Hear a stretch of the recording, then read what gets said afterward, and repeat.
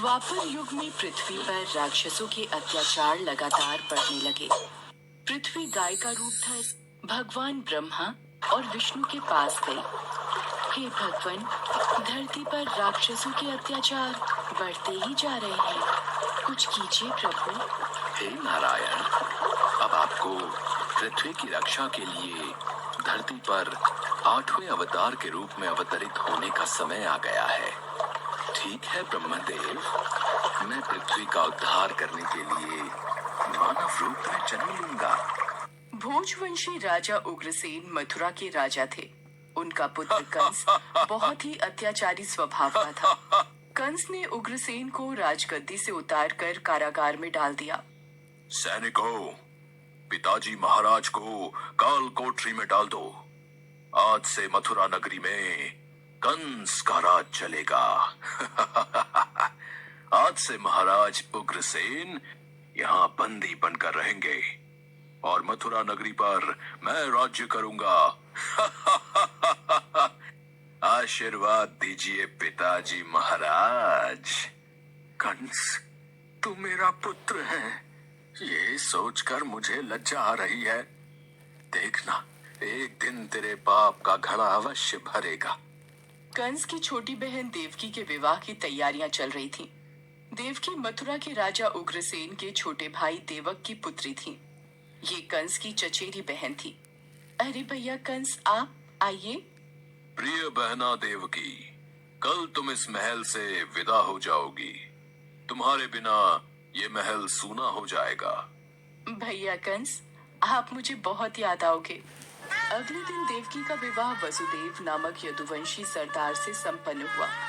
महाराज वसुदेव, मैं अपनी बहन देवकी से बहुत स्नेह करता हूँ, इसलिए देवकी बहन को मैं स्वयं अपने रथ पर ससुराल विदा करके आऊंगा।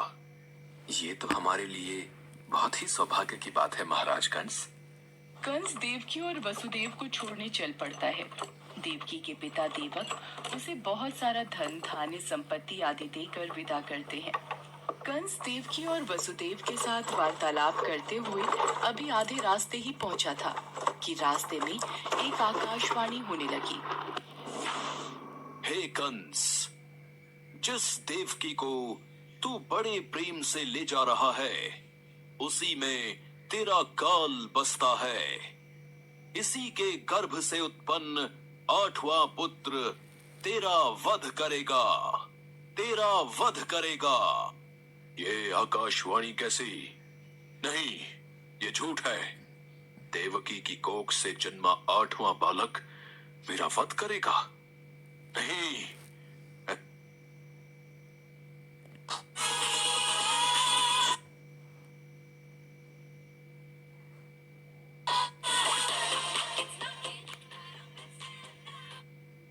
नहीं हो सकता। यदि ऐसा है तो मैं वसुदेव का ही वध कर देता हूँ। हाँ, यही ठीक रहेगा। फिर मुझे कोई डर नहीं। नहीं भैया, इनका वध मत करो। मैं आपके आगे हाथ जोड़ती हूँ। मेरा सुहाग मत उजाड़ो भैया कंस। मैं आपसे वादा करती हूँ, मेरे गर्भ से जो भी संतान पैदा होगी उसे मैं तुम्हें सौंप दूंगी, पर इन्हें मत मारो भैया।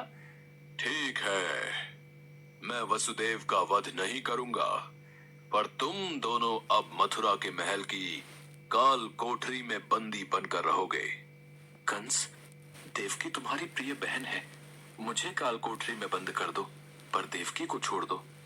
कंस ने वसुदेव और देवकी की एक बात न सुनी और वसुदेव और देवकी को कारागृह में डाल दिया। देवकी वसुदेव दोनों बहुत ही दुखी और हताश हो रहे थे।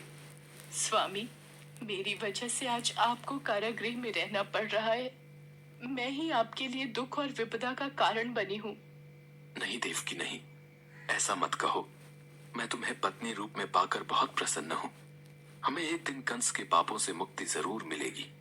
पर स्वामी, भैया कंस मेरी कोख से जन्मे सभी बच्चों को मार देंगे। हम क्या करें?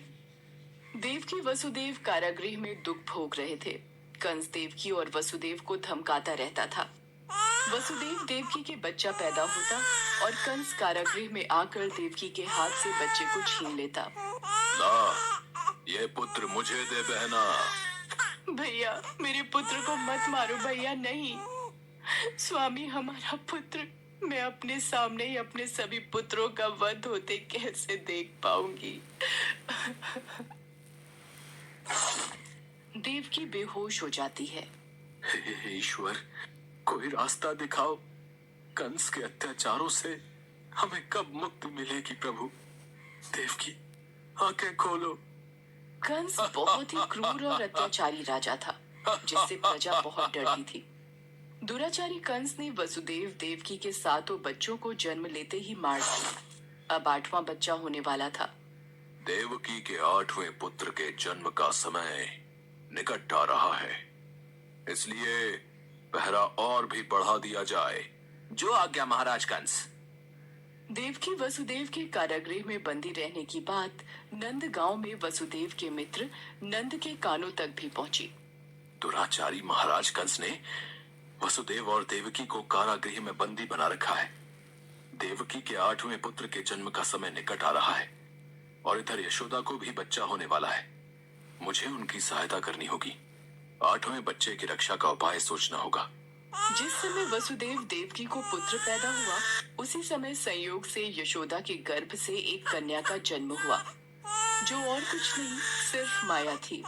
भाद्रपद के कृष्ण पक्ष की अष्टमी को रोहिणी नक्षत्र में श्री कृष्ण का जन्म हुआ। उनके जन्म लेते ही जेल की कोठरी में प्रकाश फैल गया।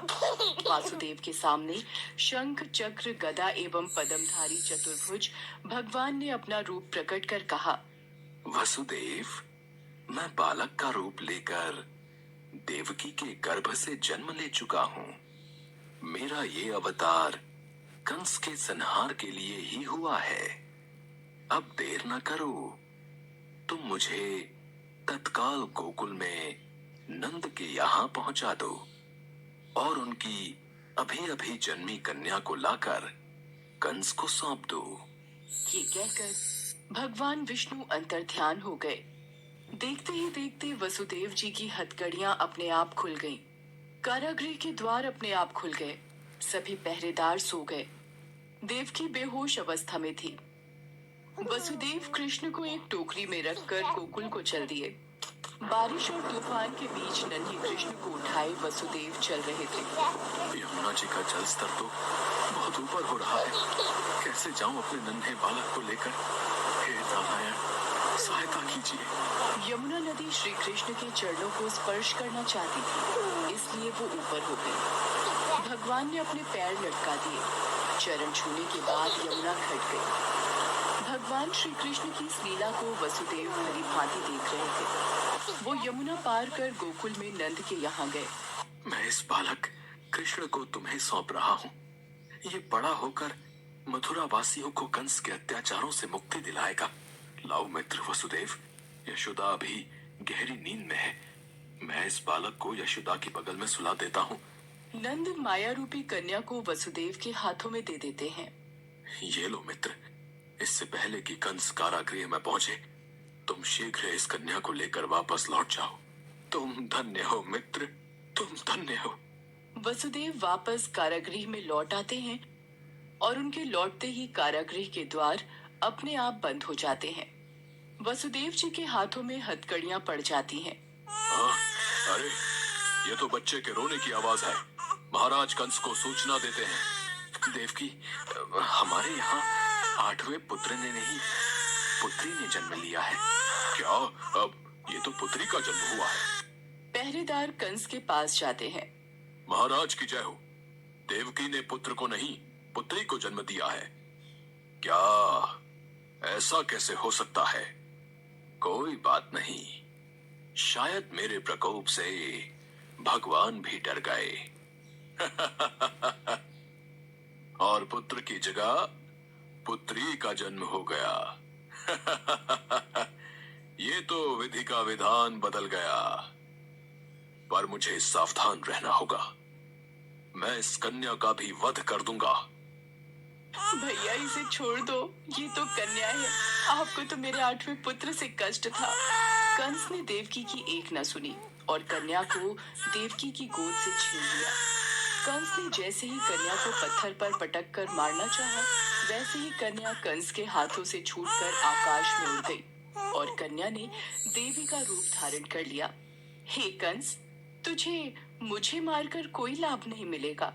तुझे मारने वाला तो कब का पैदा हो चुका है और गोकुल पहुंच गया है। ये कहकर देवी अंतर्ध्यान हो गई। कंस ये दृश्य देखकर गुस्से से छटपटाने लगा और गुस्से में अपने महल में आ गया। कंस ने श्री कृष्ण को मारने के लिए अनेक दैत्य भेजे। श्री कृष्ण ने अपनी अलौकिक माया से सारे दैत्यों को मार डाला। बड़े होने पर कृष्ण ने कंस को मारकर उग्रसेन को राजगद्दी पर बिठाया। उस दिन से श्री कृष्ण के जन्म महोत्सव को सारे देश में बड़े हर्षोल्लास से जन्माष्टमी के रूप में मनाया जाता है। भगवान कृष्ण की नगरी मथुरा में इस त्योहार की विशेष धूम रहती है और इसी के साथ पूरे ब्रज क्षेत्र में जन्माष्टमी का त्योहार धूमधाम से मनाया जाता है।